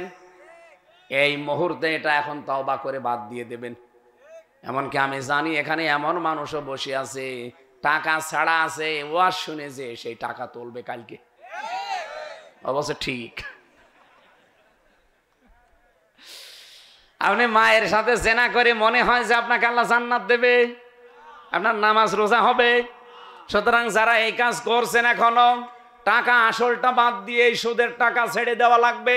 যারা রাজি আছেন তারা হাত তোলেন তো। কয় টাকা ছেড়িয়েছেন আপনি? এদিকে আসেন, আসেন। দাড়িওয়ালা মানুষ আপনি, আপনি যদি টাকা ছেড়ে রাখেন তাহলে আর কার কি বলবো। না, টাকা আসলটা বাদ দিয়ে বাকিটা মাফ করে দেওয়া লাগবে। আল্লাহ রাব্বুল আলামিন এই সুদের ব্যাপারে এত কড়া কথা বলেছেন। ইয়া আইয়ুহাল্লাযীনা আমানুত্তাকুল্লাহা ওয়া যারু মা বাকিয়া মিনার রিবা ইন কুনতুম মুমিনিন। ইমানদার দাবি কর, আমাকে ভয় করো, আর যদি মুমিন হতে চাও সুদের যত টাকা পয়সা বকেয়া আখরাব ছেড়ে দাও। এ নির্দেশ হামজার। কার? বলেন বলেন। ফাইল্লাম তাফআলু ফাদানু বিহারবিম মিনাল্লাহি ওয়া রাসূলিহি। এই ঘোষণা শোনার পরেও যদি কেউ সুদ ছেড়ে না দেয়, সে যেন আল্লাহ এবং তার রাসূলের সাথে যুদ্ধ করার জন্য প্রস্তুতি নেয়। বলেন বাংলাদেশে ইসলাম কায়েম নেই, তারপরেও শুধু ইসলামী ব্যাংক বাদ দিয়ে বাকি যত ব্যাংক আছে সব ব্যাংকে কম বেশি সুদ আছে না নেই? প্রশ্ন আসতে ইসলামী ব্যাংকে হ্যাঁ আছে। যতদিন যাকাত ভিত্তিক অর্থনীতি দেশে কায়েম না হবে, যত বড় ব্যাংক হোক সুদ থেকে 100% মুক্ত হওয়া সম্ভব না। তারপরও ইসলামের যে মূল নীতিগুলো অর্থনীতির, এরা মেনে চলছে কম বেশি। আপনি দেখবেন এদের ইসলামী ব্যাংকে যে আপনি খোঁজ নেন, যারা থাকে ওখানে যারা জড়িত, মোশারাকা, মোদারাবা, মোরাবাহা, বায়ে সালাম, বায়ে ইস্তেসনা, বায়ে মুআজ্জাল, ওয়াহেদা, এরকম 28টা নিয়ম পেয়েছি আমি। আপনি যে জিজ্ঞাসা করে দেখেন এই নিয়ম নীতিতে ইসলামী ব্যাংক চলছে। বাংলাদেশে তো আরো ব্যাংক আছে, সোনালী, রূপালী, অগ্রণী, চৈতালি ব্যাংক আছে, ওইটাও কয়েকদিন পর হয়ে যাবে। তো এই সমস্ত ব্যাংকগুলো যদি এই নিয়ম নীতি মেনে চলতো, আর যাকাত ভিত্তিক অর্থনীতি যদি রাষ্ট্রীয়ভাবে এনাদের মাধ্যমে আমরা কায়েম করতে সামনে পারতাম, পুরা বাংলাদেশটা অর্থনীতিতে একটা জান্নাত, মিনি জান্নাত বানিয়ে ফেলতাম। দেখুন সুদের এই অর্থনীতি থাকার কারণে ধনী যারা আছে তারা আরো ধনী হয়ে যাচ্ছে, আর গরিব যারা আরো ফকির হচ্ছে। কথা বলেন না কেন?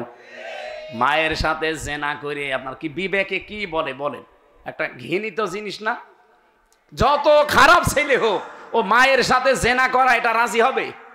বলেন। দেদারসে করছি এগুলো। এক্ষণে যারা তওবা করলেন যে আমি আর সুদের টাকা নেব না, যেগুলো নিয়েছি ভুল করেছি, আপনার মাফ হয়ে যাবে।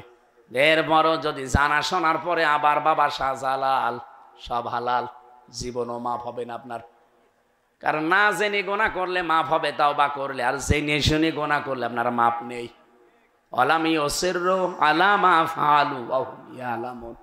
ওদের গোনাগুন যে 5টা, তার ভেতরে একটা এই মানুষগুলো কোনোদিন আর ওই কাজ রিপিট করে না যেটা আগে করে ফেলেছে। এই জন্য যারা এতদিন করে ফেলেছি, বুঝে হোক না বুঝে হোক, যায় তওবা করলে শেষ। কিন্তু এখন যারা জানলেন, টাকা যারা ছেড়ে রেখেছেন আজকেই, এমনকি এটা তো না, জমি জায়গা চাষ করে খায় না অনেকে। আমি ডক্টর মিজানুর রহমানকে তো বলা যাচ্ছে না, স্যার তো আর এলাকায় আসে না, ঢাকায় থাকে। আবুল কালাম আজাদ ভাই, ওনার আমি 1 বিঘা জমি দিলাম, 1 লাখ টাকা নিলাম। নাকি এই এলাকায় মনে হয় কম আছে, 10,000। 3টা নিয়ম আছে এখানে। 1 লাখ টাকা দিলাম, 1 বিঘা জমি দিয়ে দিলাম, যতদিন উনি করে খাবেন টাকা ফেরত দেওয়া লাগবে না। যখন জমি ফেরত দিয়ে দেবে টাকা ফেরত নিয়ে নেবে। এটা আছে না বন্ধক? না না, এই বন্ধক বাদ দেওয়া লাগবে না। একেবারে সত্যি কথা বলবেন, মিথ্যা বলবেন না। কারা কারা এইটাই আছেন হাত তোলেন তো। 1 জন 2 জন থাক, ও ছাতা ওয়াজ করার দরকার নেই, সব আল্লাহর ওলি বসে আছে। এই কাজ যদি করে, যেহেতু জায়েজ হচ্ছে না ভাই, এটা বাদ দেওয়া লাগবে। আমার এলাকায়ও ছিল, কুষ্টিয়ায়, এখন অনেক বাদ হয়ে গেছে। 2 নাম্বারের, এটা বন্ধক বলে না।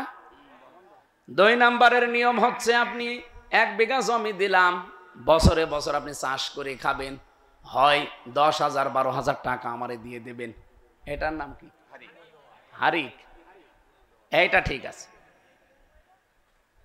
এটা করেন।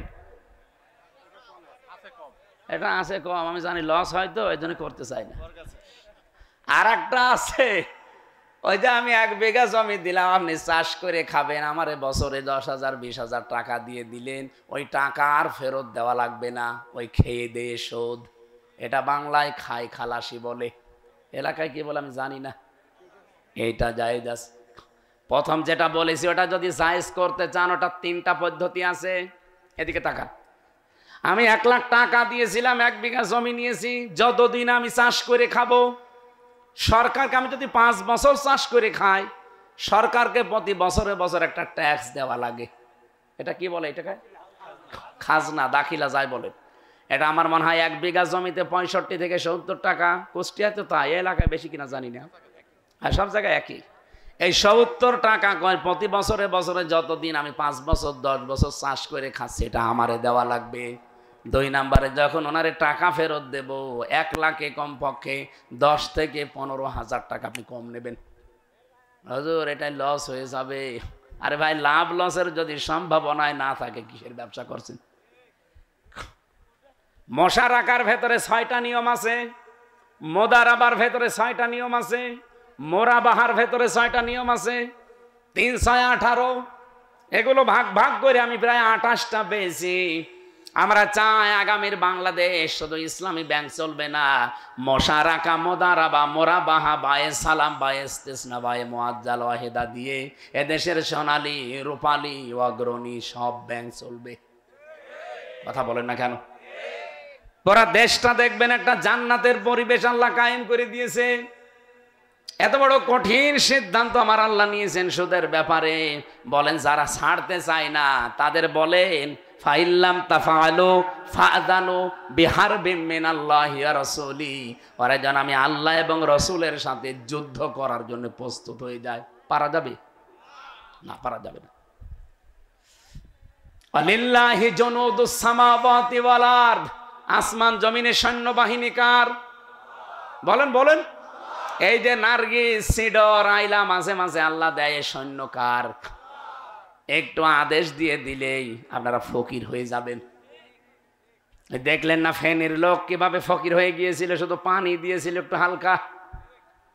আমাদেরকে টাইট করতে আল্লাহর কিচ্ছু লাগবে না, শুধুমাত্র বাতাসকে বলে দেবে একটু জোরে প্রবাহমান হয়ে যা, আপনি তার পরের দিন ভিক্ষা করে খাবেন। সুতরাং আল্লাহর বিধানের সাথে আর গাদ্দারি না, মাথা নত করে দেন। আল্লাহ পাক যেহেতু সবারটা কিনতে চাচ্ছেন না, আমি বেশি কিছু দান করতে চাই না, আমি যতটুকু দান করব আমি আল্লাহর জন্য, আমি মুমিন হয়ে দান করতে চাই। আল্লাহ পাক বলেন আমি মুমিনদের কাছ থেকে শুধু কিনতে চাই, কি কিনবো জানো? আনফুসাহুম ওয়া আমওয়ালাহুম, তাদের জীবন এবং তাদের মাল, বিনিময়ে যেটা আমি দেব তাদেরকে, তার নাম বিআন্না লাহুমুল জান্নাহ। এবার আমার প্রশ্ন, আল্লাহ কিনতে চাই মাত্র দুইটা জিনিস, একটা জান আর একটা মাল। পৃথিবীতে জান যদি আমার আল্লাহ কিনতে চাই, অবৈধ জান অবৈধ মাল কিনবে? বলেন বলেন। আল্লাহ যেমন পবিত্র, উনি বলেন আমি পবিত্র জিনিস ভালোবাসি, আর আমি কিনতেও চাই পবিত্র জিনিস। তাহলে আমাদের জান আর মাল যদি পবিত্র না হয়, ও খুলনাবাসী জীবনও আল্লাহকে একেবারে পাহাড় পরিমাণ দিলেও আল্লাহ কিন্তু কিনবে না। সুতরাং এই মুহূর্তে আমাদের জান আর মাল পবিত্র করা লাগবে। জান পবিত্র করতে হলে বারবার গোসল করা লাগবে। হ্যাঁ, জান যদি কেউ পবিত্র করতে চায়, জীবন, আর জীবনটা যার ভেতরে আছে এই 3.5 হাত বডিটা, এই বডি যদি কেউ পবিত্র পরিষ্কার করতে চায়, মাস্ট বি তাকে দুইটা জিনিস থেকে বিরত থাকা লাগবে। 1 নম্বরে তাকে শিরিক থেকে বিরত থাকা লাগবে, 2 নম্বরে তাকে জুলুম থেকে বিরত থাকা লাগবে। আমার আজকে দুপুরের আলোচনা সাতক্ষীরায় আমি এই 2টা পয়েন্টের উপরে কথা বলেছিলাম। কেউ যদি আল্লাহর কাছে বিকৃতি হতে চান, বিক্রি হতে চান, কেউ যদি আল্লাহর কাছ থেকে নিরাপত্তা, স্বস্তি, শান্তি এগুলো পেতে চান, কোরআনে কারিমে আল্লাহ সূরা আনআম 7 নম্বর পারা 17 নম্বর পৃষ্ঠার 1ম নম্বর লাইনের 82 নম্বর আয়াতে ঘোষণা দিয়েছেন, আল্লাযীনা আমানু ওয়া লাম ইয়ালবিসু ঈমানাহুম বিযুলমিন উলাইকা লাহুমুল আমন, ইলা আখির আয়াত। আল্লাহ বলেন যারা ঈমান আনার পরে তাদের ঈমানকে জুলুমের সাথে, শিরিকের সাথে মিশ্রণ করে না, এই মানুষগুলোর জন্য আমি আল্লাহর পক্ষ থেকে নিরাপত্তা, এরাই নিরাপত্তার হকদার। আজ বাংলাদেশ সহ আমরা যে 64টা জেলা নিয়ে সবাই কিন্তু অনিরাপত্তায় আছে। আগে তো যাই ছিল 15 বছরে, এখন আরো অনিরাপত্তায় আমরা ভুগতেছি আমাদের এই প্রতিবেশীদের কারণে। ওরা যা আরম্ভ করেছে, ওদেরকে যদি এখনো পর্যন্ত বিশ্বের এই 57টা মুসলিম দেশের প্রধানরা এখনো না থামাতে পারে, বিশেষ করে এই মাতাল মোদিকে, শেষে আমরা আশপাশে যতগুলো দেশ আছি সব আমার মনে হয় পৃথিবীতে বসবাসের অযোগ্য হয়ে পড়বে। আপনি দেখেন কি আরম্ভ করেছে, এরা দাঙ্গা অলরেডি বাঁধিয়ে দিয়েছে ভারতে, একটা একটা করে মসজিদ ভেঙ্গে ভেঙ্গে গুড়িয়ে দিচ্ছে। আজকেও শয়তানরা দেখলাম একটা মসজিদ ভাঙছে। বিশ্বের মুসলমান 210 কোটি মুসলমান আমরা এখন আছি। আমার মনে হয় মুসলিম বিশ্বের যারা দায়িত্বে আছেন তাদের এই মুহূর্তে একটু মাজা সোজা করে দাঁড়ানো দরকার। একটু আওয়াজ তোলেন যে ভারতের এই মুসলমান নিধন বন্ধ করা লাগবে। কিভাবে তারা জবাই করছে এই দাঙ্গার মাধ্যমে, আমি আজকেও 2টা জবাই করতে দেখেছি। একটা জায়গায় দাঁড়িয়ে তারা জবাই করছে জয় শ্রীরাম বলে। এটাই বর্ডার পার হয়ে আসতে খুব বেশি সময় লাগবে না। এই জন্য নিরাপত্তা যদি আমরা এখনই পেতে চাই, বাংলাদেশের 18 কোটি মানুষের প্রথম কাজ হবে ইমানকে শিরিক আর জুলুম মুক্ত করা। ইমান শিরিক মুক্ত হয় কি করে? বাংলাদেশে একটা প্রকাশ্য শিরিক আছে, এ থেকে মুক্ত হওয়া লাগবে। অনেকেই কিন্তু এই শিরিকে আছে এখনো, যে ক্ষমতার উৎস জনগণ না, এটা শিরিক। ক্ষমতার উৎস কে? আরো জোরে বলেন। আপনি কি মনে করেন বাংলাদেশ জামাত ইসলামী তাদের নিবন্ধন হারিয়েছে শুধুমাত্র ৭১-এর ভূমিকার কারণে? না, এদের নিবন্ধন কেড়ে নেওয়া হয়েছে শুধু এই শব্দটার কারণে। তারা বলেছিল ক্ষমতার উৎস জনগণ নয়, ক্ষমতার উৎস কে? ওরা আমাদের শিরকে ডুবিয়ে ফেলতে চায়। শিরিক থেকে মুক্ত হওয়ার জন্য সারা জীবন সেই ছোটবেলা থেকেই তারা আন্দোলন করে আসছে, সংগ্রাম করে আসছে। আর আপনি তাদেরকে শিরিকের ভেতরে ডোবাতে চান। একটা একটা করে 11 জনকে আপনারা বিদায় করে দিয়েছেন দুনিয়া থেকে, তারপরও শিরিকে নিমজ্জিত করাতে পারেন নাই, আর পারবেনও না। কারণ আমাদের জীবনই এইটা শিরিকের বিরুদ্ধে। আমরা নিরাপত্তা চাই আল্লাহর কাছে, ভারতের কাছে না, আমেরিকার কাছে না। এক কথা বলেন না কেন? আমাদের নিরাপত্তা ভারত দিতে পারবে, আমেরিকা পারবে? যারা এদেরকে বিশ্বাস করতো তারা এখন নিরাপদে আছে না? দেশেও নেই, বিদেশেও নেই। এই যে বাইরের দেশে গিয়েছিলাম, যে দেখি সিঙ্গাপুরে, থাইল্যান্ডে, মালয়েশিয়া, এখান থেকে যারা নিরাপত্তার জন্য পালিয়েছে শয়তানরা ওখানেও নিরাপদে নেই। এক হোটেলে উঠে দেখি নিচে বসে আছে 2 শয়তান, চা খাচ্ছে। কি গো? হুজুর আমরা আগেই পালিয়েছি। আগে পালালেন কেন? আপনার না 620টা বাড়ি? যে ভূমি মন্ত্রী যেটা ছিল শয়তানের 620টা বাড়ি। আমার মনে হয় 9 মাস যদি থাকতো আরো 200 বাড়ি বানাইতো। বাড়ি লাগে কয়টা? একটা। 620টায় হচ্ছে না। কিন্তু দুর্ভাগ্য, ওখানে সেকেন্ড হোম বানিয়েছে, সাহেব পাড়া বানিয়েছে মালয়েশিয়ায়। তো থাকতে পারে না, হোটেলে থাকে। আফসোস হলো ওদের দিকে তাকিয়ে যে এতগুলো বাড়ি সব তালা লাগানো, থাকতে পারেন না, হোটেলে থাকেন তাও ভয়ে ভয়ে।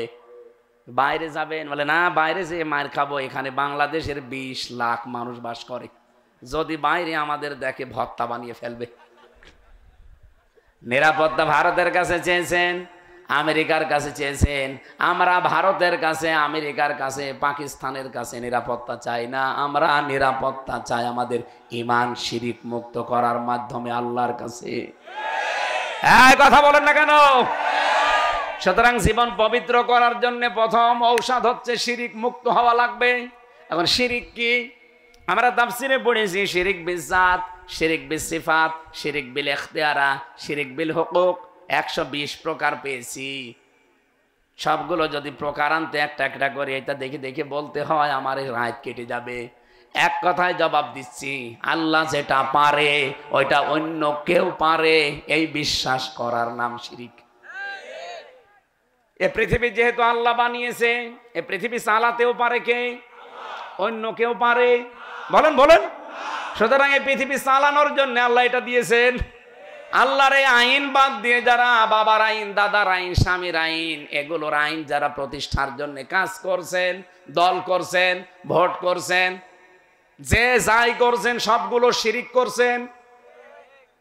কথা যদি না বুঝে থাকেন ওখানে কিন্তু নাম ধরবো। বলেন আপনি এখানে কোন প্রশ্ন করবেন? আল্লাহ বানিয়েছেন এই পৃথিবী নাকি ভগবানের সাথে জড়িত আছে?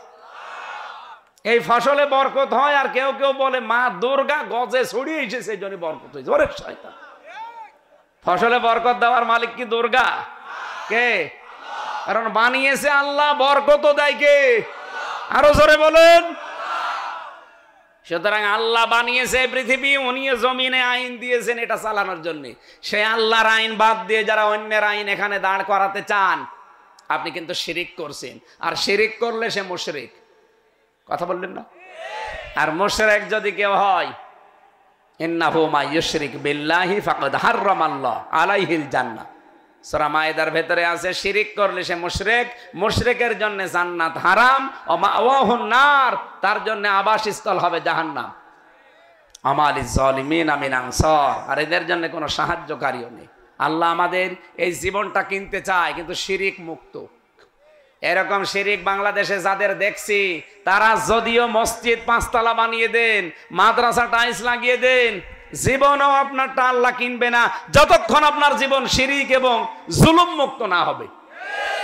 জুলুম ছিল না এদেশে? সব চাইতে বড় জুলুম হচ্ছে যেই জিনিস যেখানে রাখা দরকার ওইটা ওই জায়গায় না রেখে অন্য জায়গায় রাখার নাম জুলুম।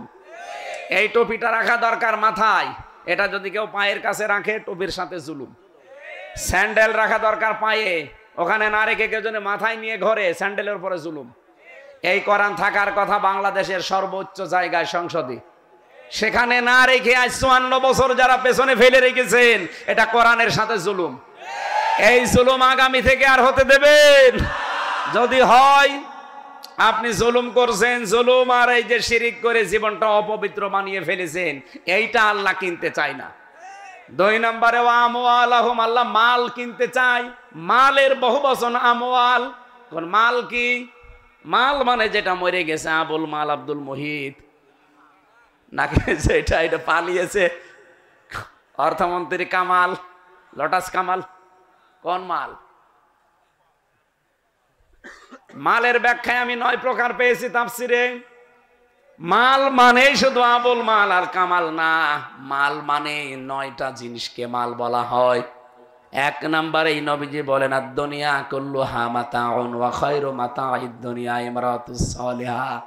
এই পৃথিবীর সব কিছুই মাল সম্পদ, এর ভেতরে উত্তম সম্পদ, উত্তম মাল হচ্ছে আল্লাহওয়ালা নেককার মেয়ে মানুষ। এই কথা বলছেন না কেন? আমি হাদিস বানালাম স্যার। আপনি তাফসিরে ইবনে কাসিরে দেখেন, মালের ব্যাখ্যা এভাবে লেখা আছে, পৃথিবীর সব কিছুই নবীজি বলেন মাল সম্পদ, কিন্তু এর ভেতরে উত্তম সম্পদ আল্লাহওয়ালা মেয়ে মানুষ। এখন আল্লাহওয়ালা মেয়ে মানুষ কোনটা? আল্লাহ তো কিনতে চায়। আল্লাহওয়ালা মেয়ে মানুষ ওইটা যেটা প্রতিদিন 8-9টা করে সিরিয়াল দেখে। নাকি এলাকায় কারেন্ট নেই? সিরিয়াল দেখে না?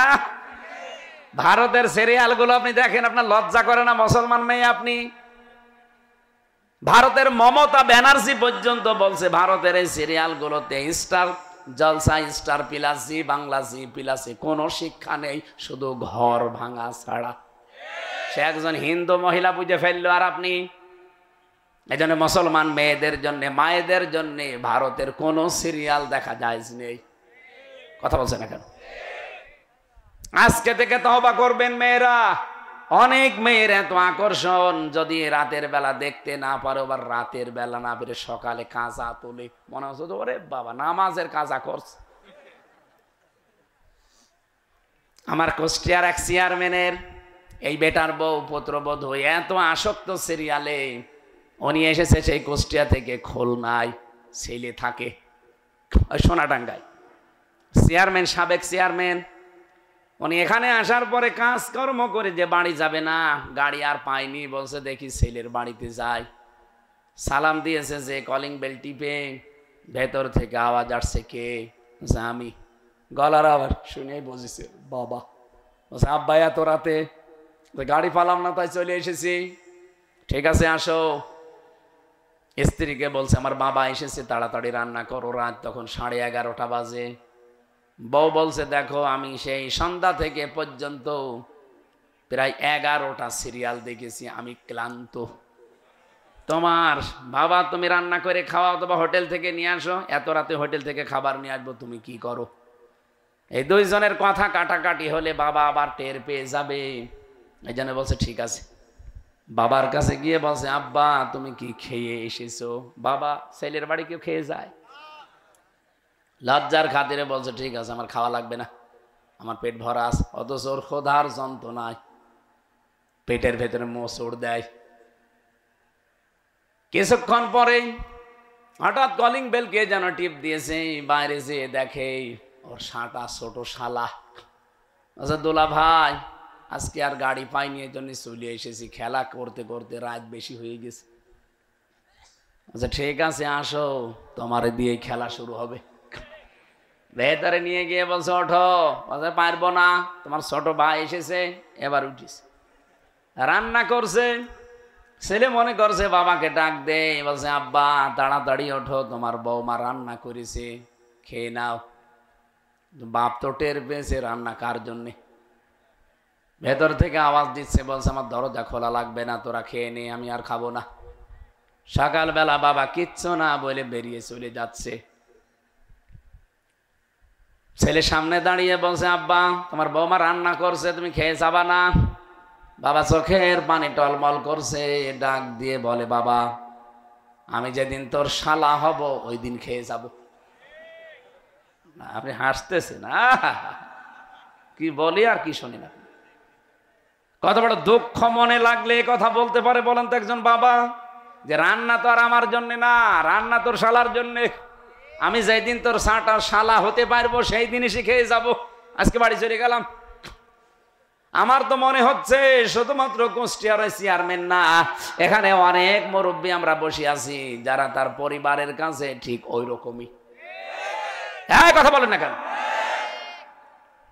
সম্মানিত মা বোন যারা এসেছেন, আপনি যদি নেককার হতে চান, সত্যিই যদি আল্লাহর কাছে বিকৃতি হতে চান, আল্লাহর কাছে জান্নাত যদি কিনে নিতে চান, নেককার হওয়ার আমি এই হাদিসের ভেতরে 4টা শর্ত পেয়েছি। 1 নম্বরে স্বামী যেটা পছন্দ করে ওইটা আপনাকে পছন্দ করা লাগবে যদি জায়েজ হয়। আমি স্বামী, যত স্বামী এখানে বসে আছে আমি গ্যারান্টি দিতে পারি, প্রতিটি স্বামী চায় বিয়ের পরে যেন আমাদের মা বাবা আমাদের সাথে থাকে। আমি খেয়ে থাকি না খেয়ে থাকি, মা বাবা আমার সাথে থাকবে। কিন্তু অধিকাংশ বৌমা এটা চায় না। এরকম বউ আছে কার কার? হাত তোলেন তো। যাক, আলহামদুলিল্লাহ। আমার খুলনা বিভাগের কয়রা এলাকার মেয়ে ছেলে মনে হয় ভালো আছে। 2 নম্বরে, স্বামী যখন বাইরে থেকে আসবে আপনি স্বামীর জন্য নিজেকে পরিপাটি করবেন। হযরতে উম্মে সালমা রাদিয়াল্লাহু তাআলা আনহা, আমাদের মা, নবীজি জিহাদের ময়দান থেকে আসবেন অনেকদিন পর, সংবাদ আগেই পাঠিয়েছে। এজন্য উনি নিজের পরিবার যতটুকু পারে পরিপাটি করে বিছানার চাদর পাল্টিয়ে, এলাকার মেয়েরা বলছে, কি কেউ আসবে নাকি? বলে, হ্যাঁ, পৃথিবীর সবচাইতে বড় মেহমান আমার স্বামী আসবে। আর আমরা বাইরে থেকে যদি আসি, আপনি যদি দেখেন যে উনি একেবারে পরিপাটি হচ্ছে, বিছানার চাদর তুলে নতুন চাদর পাড়ছে, আপনি যদি জিজ্ঞাসা করেন, কি গো কেউ আসবে? বলে, তুমি জানো না লোক আসবে। আপনি ওর কাছে লোকই না, ওর কাছে লোক হচ্ছে ওর বিয়ায় আর ওর আত্মীয় স্বজন। আমি কি বেশি বলে ফেললাম? এলাকা হয়তো ভালো আছে, এই জন্য টের পাচ্ছেন না, বহু এলাকায় এরকম আছে। মা বোনেরা যদি সত্যি নেককার হতে চান, স্বামী যখন বাইরে থেকে আসবে আপনি আনন্দ দেবেন স্বামীকে পরিপাটি হয়ে, যেভাবেই হোক, কথাবার্তা দিয়ে হোক, আবেগ দিয়ে হোক, অনুভূতি দিয়ে হোক, ব্যবহার আচার দিয়ে স্বামীকে আনন্দ দেওয়া লাগবে। 3 নম্বরে, পরিষ্কার পরিচ্ছন্ন হয়ে থাকবেন স্বামীর জন্যে। 4 নম্বরে, এই পৃথিবীতে মেয়েদের সবচাইতে বড় দাবি, হযরতে খাদিজাতুল কুবরার পুরা জীবন আমি পড়ে এটা পেয়েছি, উনি কোনোদিন 1 ওয়াক্ত নামাজ পড়েননি, একটা রোজা রাখেননি, জীবনে কোনোদিন একদিনের জন্য পর্দায় থাকেননি, একটা বার হজও করেননি, একটা টাকা যাকাতও দেননি। তারপরও আল্লাহ তাকে নিজে সালাম দিয়েছেন এবং জান্নাতে একটা ঘর বানিয়ে তার জন্য পাঠিয়েছেন। তার পুরা জীবনী পড়ে আমি এটাই পেয়েছি। হ্যাঁ, এই বিধানগুলো উনি মানতে পারেননি, কারণ এগুলো তার ইন্তেকালের পরে এগুলো সব নাজিল হয়, এই জন্য উনি মানেননি।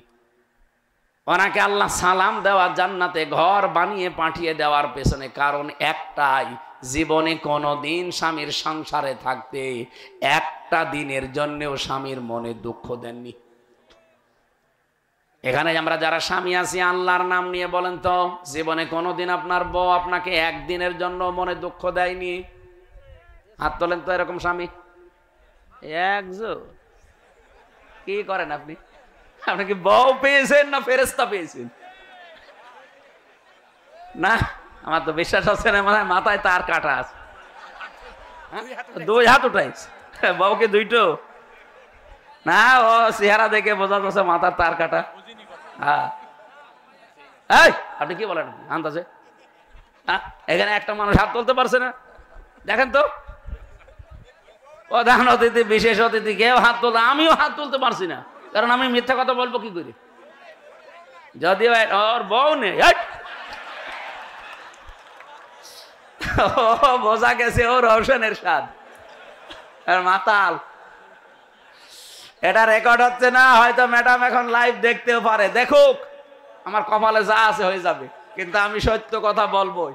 জীবনে দুঃখ পেয়েছি, আমি এখন হাত তুলবো কি করতে? কথা বলছেন না কেন? স্যারও হাত তুলতে পারিনি, তার মানে দুঃখ আমরা পেয়েছি। কথা বলছেন না ভাই? সম্মানিত মা বোনেরা যারা বিভিন্ন জায়গায় বসে আছেন, অনেকে মনে করে আমি নামাজ পড়ি, রোজা রাখি, কালো বোরকা পরি, আমি জান্নাত যাব না। কিসের জান্নাত? আপনি স্বামীর মনে প্রতিদিন 10টা করে দুঃখ দিতে আছেন, আর খাদিজা জীবনে একদিনের জন্য একবারও স্বামীকে দুঃখ দেয়নি। আল্লাহ এই জন্য জান্নাতে ঘর বানিয়ে পাঠিয়েছে। সুবহানাল্লাহ বলতে পারেন না? মেয়েদের এরকম একটা আদর্শ তৈরি হওয়া দরকার না? নেককার হওয়ার জন্য এইগুলো থাকতে হবে আপনার জীবনে।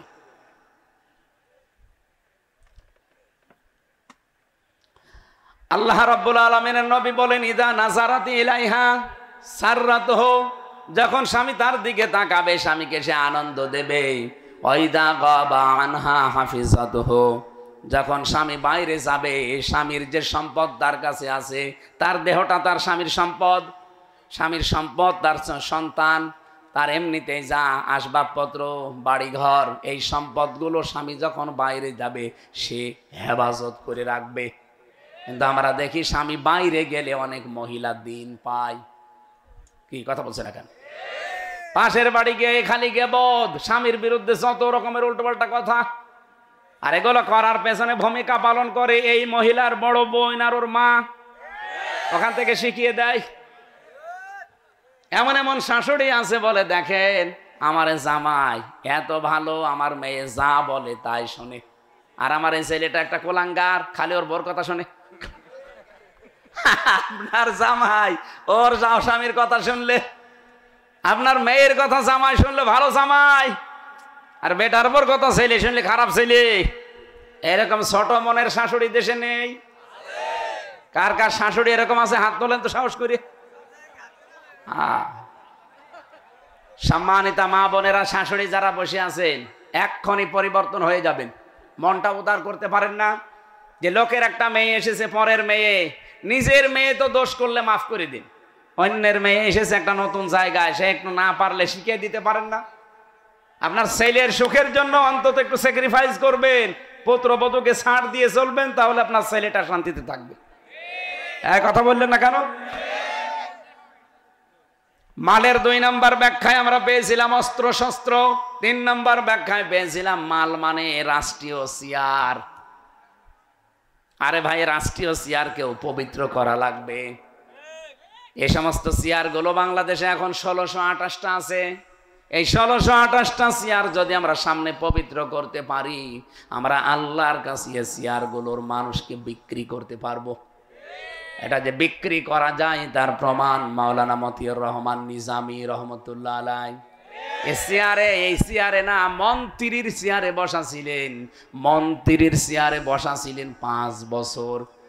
মন্ত্রীর চেয়ার চালানোর পরে 36 টাকা তিনি ফেরত দিয়ে দিয়েছেন। আর আমাদের যারা মন্ত্রী হয় এরা টাকা ফেরত দেওয়া আরো টাকার বাজেট বাড়ায়। এক পদ্মা সেতু বানাতে 3 বার বাজেট বাড়িয়েছে। এই যে পাবনার রূপপুর পারমাণবিক কেন্দ্র, এখান থেকে হাসিনার ছোট বোন ৭৬,০০০ কোটি টাকা চুরি করেছে। আমরা চেয়ারগুলো পবিত্র করতে চাই না, তাহলে এমনি কিনবে আল্লাহ? এই জন্য জান আর মাল পবিত্রকরণের এই পদ্ধতিগুলো অনুসরণ করা দরকার আমাদের। বিআন্না লাহুমুল জান্নাহ, আল্লাহ পাক বলেন আমি তোমাদের কাছে জান্নাতের বিনিময়ে দিয়ে দেব। এরপরে আছে ইকাতিলুনা ফি সাবিলিল্লাহ ফায়াকতুলুনা ওয়া ইউকতালুন ওয়া'দান আলাইহি হাক্কান ফিত তাওরাত ওয়াল ইনজিল আল কোরআন। এক একটা শব্দে লক্ষ লক্ষ কথা আছে। রাত 11টা 5 বাজে, এত রাত পর্যন্ত আমি কথা বলি না। আগামীতে আবার আসলে দেখবো শিক্ষিত মানুষরা আমার এই জেলখানার এই লেখা বইটা নিয়েছেন, সৃষ্টি অনেক তথ্য দেওয়া আছে, 120 পৃষ্ঠা কষ্ট করে লিখেছিলাম। শিক্ষিত মানুষদের লাগবে এটা, যদি পারেন স্টেজে আছে কয়েকটা, ওই যে ওখানে গাড়িতে আছে, নিয়েছেন। আমি আজকের মতো শেষ করছি, আগামীতে আসলে আবার কথা হবে, দেখা হবে ইনশাল্লাহ। আল্লাহুম্মা আমিন। স্বেচ্ছাসেবক যারা আছে আপনারা দয়া করে কিছু দান করে যাবেন। এদের ব্যাগ নিয়ে যাচ্ছে, কই আপনাদের লোক কই? কই ভেতরে যারা যাচ্ছে দয়া করে ওদের কাছে কিছু দিয়েছেন ভাই, অথবা ড্রাম আছে ওই গেটে আছে, গেটে দিয়েছেন। মেয়েদের ভেতরে বাচ্চাদেরকে পাঠিয়ে দেন, অথবা স্বেচ্ছাসেবিকা আছে, আপনারা যা এনেছেন একটা নিয়ত করে আপনারা দিয়ে যাবেন। এই টাকা যারা নিয়ে এসেছেন যদি আপনি ফেরত নিয়ে যান, আপনার খবর আছে। মোনাজাতটা করে যান ভাই, মোনাজাতটা করে যান।